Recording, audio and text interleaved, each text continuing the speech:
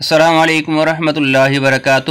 ایک آدمی گھر لوٹ رہا تھا کہ راستے میں اس کی گاڑی خراب ہو گئی۔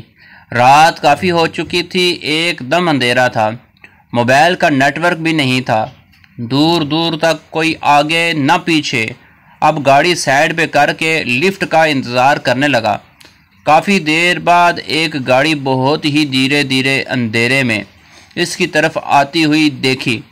اب اس کی جان میں جان آئی۔ اس نے گاڑی روکنے کے لیے ہاتھ دیا۔ گاڑی دھیرے دھیرے رکتے رکتے اس کے پاس آئی۔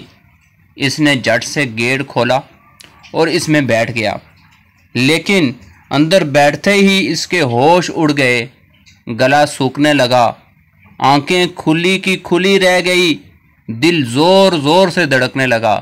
اس نے دیکھا کہ ڈرائیونگ سیٹ پر کوئی تھا ہی نہیں۔ گاڑی اپنے آپ چل رہی تھی۔ ایک تو رات کا اندھیرا، اوپر سے اتنا خطرناک منظر کہ اس کی سمجھ میں نہیں آ رہا تھا کہ میں کیا کروں، باہر جاؤں یا اندر ہی رہوں۔ وہ کوئی فیصلہ کرتا کہ راستے میں ایک موڑ آ گیا۔ تبھی دو ہاتھ اس کی بغل والے کانچ پر پڑے اور گاڑی مڑ گئی، پھر ہاتھ غائب۔ اب تو اس کی سٹی پٹی اور گم ہو گئی۔ من ہی من میں آیت الکرسی شروع کی اور اندر ہی رہنے میں بلائی سمجھی۔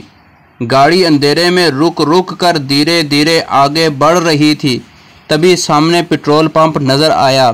اب گاڑی وہاں جا کر رک گئی۔ اس نے راحت کی سانس لی اور گاڑی سے اتر کر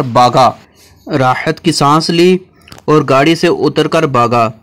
پیٹرول پمپ پر لگے کولر سے پانی پیا۔